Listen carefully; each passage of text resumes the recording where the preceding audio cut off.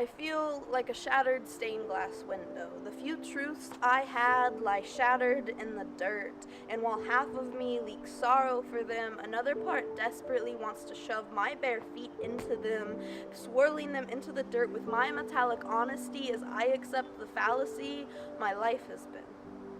I was put together at one point. I know that much. I also know that my insides were scotch taped together with ragged edges to make the outside beautiful. I know happiness twirled and danced until being kicked into submission, pushed into a box, and kept under lock and key.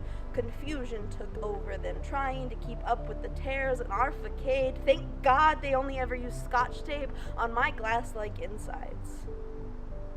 I wonder if churches do the same. I wonder if they scotch tape the parts of themselves they would rather the outside not see. Most would see it as ethically relevant.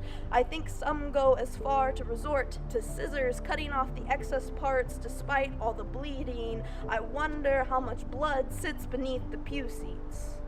I wonder at exactly which time I was slaughtered there, carried into the back, and stored in with the wardrobe where we keep baptism robes because only our ghosts are as white as those sheets. I always loved the quiet of an empty sanctuary, and the times where it's dark and silent and it feels like your mind can touch the ceiling, let your thoughts drift and dry through the air lazily.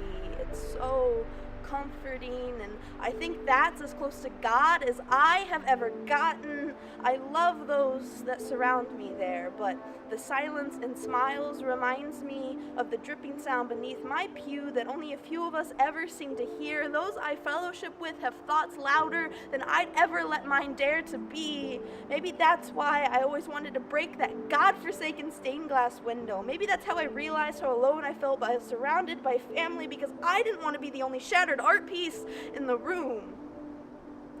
And when I ever finally decide to put myself on display, maybe I will break that window so that when they reach for their scissors, at least my blood will land on something beautiful. Because let me tell you, that green carpet turns scarlet translucent.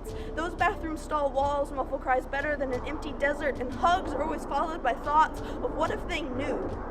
What if they knew I wasn't blind and deaf to the tragedies occurring in that building the way they are? What if they knew I had a hard time coming through those doors, not because I don't feel at home there, but because their homely hospitality isn't for me? It is the girl I can never be, but I am a shattered stained glass window, and they like their pieces put together in delicate patterns by dollar store scotch tape and hands holding scissors, but I much prefer mine in the dirt if that's the only way to find myself.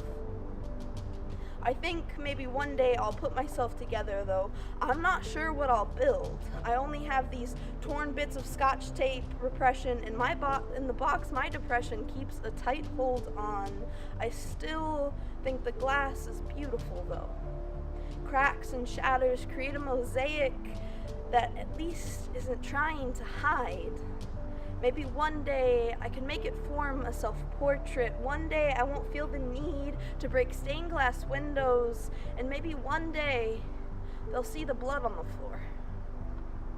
Thank you.